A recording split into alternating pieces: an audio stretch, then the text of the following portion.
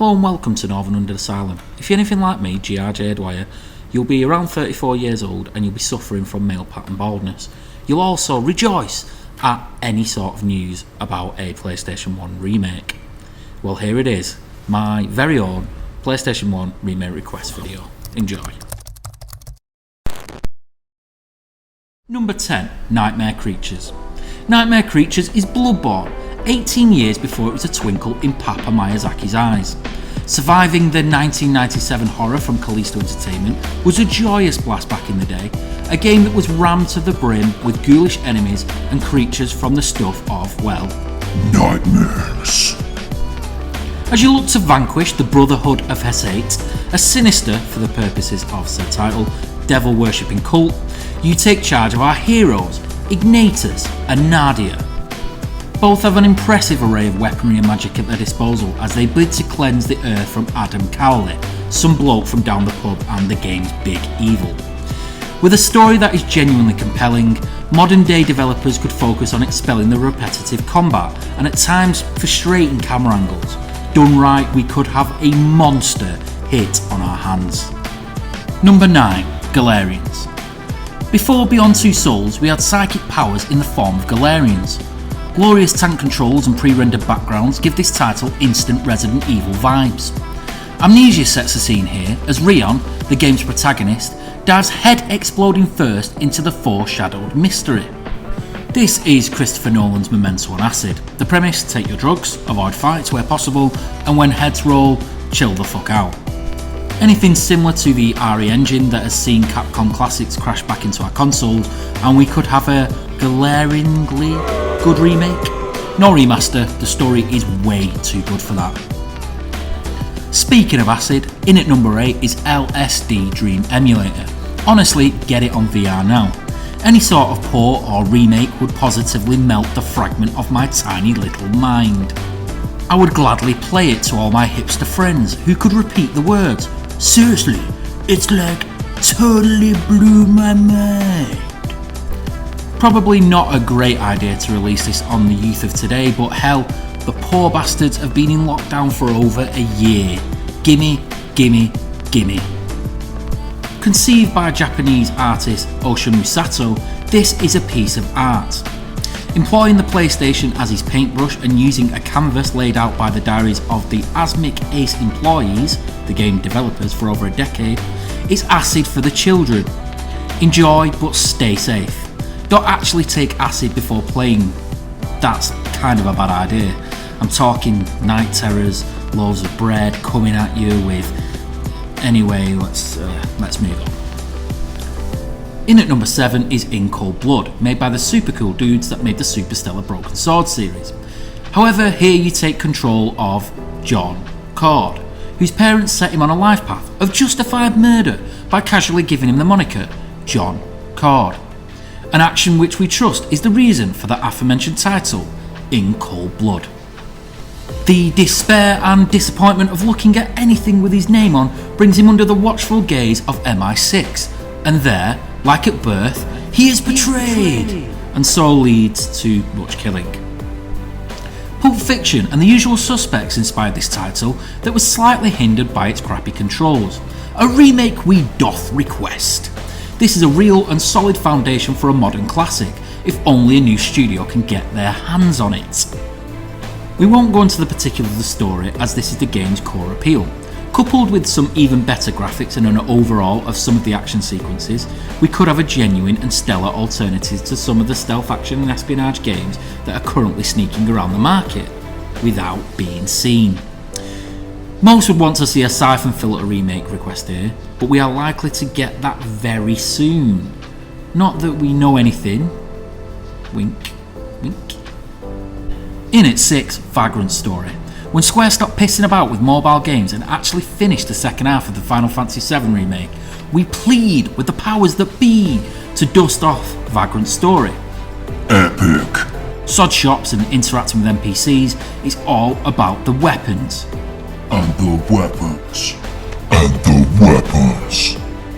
You take control of part-time football hooligan Ashley Riot, who bullied John Cord and his imaginary friends during their school years.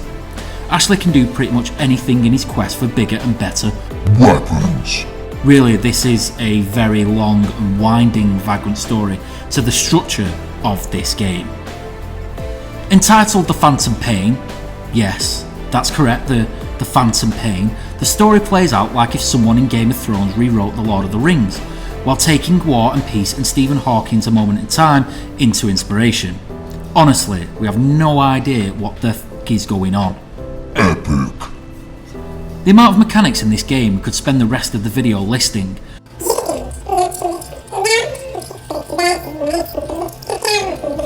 And of course, the Evolve or Die mode, and the unique, at this time, New Game Plus. Everything about this title is epic. Everything about it is the weapons. And goddamn, it's a riot. An Ashley riot. Go get it made, or played, in the hope that it gets delayed. You will still have played Vagrant Story. Epic. Marching in at 5, it's front mission in 3. Balls, this game was good. I spent hours, days and weeks watching my best mate play the game. Leroy would set up his mech warrior known as a Wanzer in the series, Robots in Disguise, only to be blown to smithereens time and time again. Go again, Leroy, go again. Now, this was the first front mission to reach European shores, and such, we had no idea what the fuck was going on, or why we were here, but neither do we as humans, so slap a PlayStation control in our hands and let's all do the reboot. Interweaving plots, tactical warfare in the anime style of some of Japan's greatest exports, and some killer mechanics make this a prime suspect for a remake request. Turn-based RPGs need to call it a comeback. We've been waiting for years. Your front mission, if you wish to accept it, is to deliver this, Square. Seriously, stop pissing about with mobile games and let's all do the robot. Oh, and while we're at it, EA, Future Cop LAPD, let's throw that in there too. Back when you made cool games, you made a co-op cracker. More robots, more shooting, less turn-based RPG. This is RoboCop's nemesis, Ed 209, drinking the good stuff. We move on. 4. Legacy of Kain Soul Reaver. Shifting through the material and spectral planes, the Eidos and Crystal Dynamics hit machine brought us Legacy of Kain Soul Reaver. Under the watchful gaze of industry kingpin Amy Hennig, the entire Uncharted series and multiple other Naughty Dog entries, this game is a standout PS classic. With today's engines and Miss Hennig in the director's seat, LOK Soul Reaver would surely be a project of love that could bear fruit to something truly unique. This year's The Medium looks to be taking direct influence from the mechanics laid out here, but we doubt the storytelling will be matched. The Legacy of Kain series is a phenomenal entry that hasn't seen the light of day for many years. Vampires are cool, goddammit, and no more so than the Dwellers of Nosgoth. The legacy of Amy Hennig is in her hands.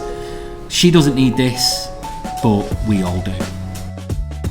Parasite Eve, both 1 and 2, probably don't even need mentioning, but Silent Hill and Resident Evil are gushed over and receive colossal praise. Eve remains somewhat of a cult classic. A masterstroke in design, this comes from the boys behind Final Fantasy and Chrono Trigger. So why the interest in an action RPG, and why compare it to Hill or Evil? The horror of it. It's genuinely disturbing, and to put that into a turn-based environment is thrilling to play out. Coupled with one of the best soundtracks we have ever heard, and we have some blueprints right here, on the table. Parasite Eve is one of those games that stayed with us over the years, and we would thoroughly love to see it reimagined in a new game engine. Horror has come a long way since the days of PlayStation 1, and as we jump to the next generation of consoles, the worlds that are being built are forever becoming more realistic. A modern day Manhattan where the game is set would look stunning. The prospect looks unlikely, but if there was either a chance, it's now. In at 2, Alien Trilogy. The Alien franchise received a much needed stellar title back in 2014. Isolation was survival horror at its absolute peak. For some reason, however, critics, it was slightly hindered on its way into the public's conscious. Since, the gaming community has galvanised and shaded recognition on a title that is truly terrifying.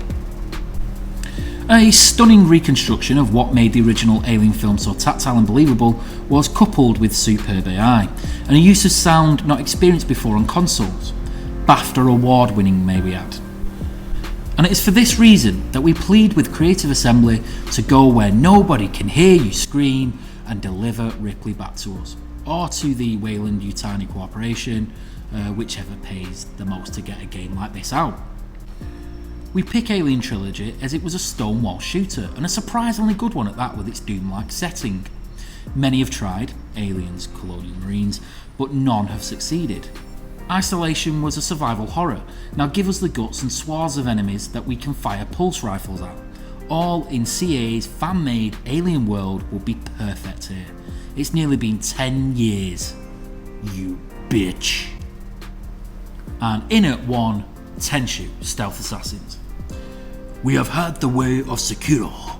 We have had the way of Tsushima. And we have had the way of a pale, blonde Irishman pretending to be a samurai. Now it's the turn of the ninjutsu. Step aside, honourable samurai. Tenshu, we hope, is soon to creep out of the shadows. Those were long nights that were spent throwing my ninja stars and controller around. The repeated fail, fail, God I'm getting mad, success, elation hit that I would later find in the brutal tonic of the From Software series had been unearthed. You know, I didn't even realise that Tenshu is where it all started until we made this video. Praise the sun! I went back again and again and again, never reaching beyond Mission 5, but I am here to tell the story and to deliver the message to you. Get it made. I need to vanquish Lord Mayo from feudal Japan in an engine worthy of 5 ninja stars. This has been GRJDwyer with my very own Top 10 PlayStation 1 Remake Requests. Agree? Disagree? Make sure you stick it in the comments. And for more nerd news and reviews, make sure you like and subscribe. And as always, keep it NUA.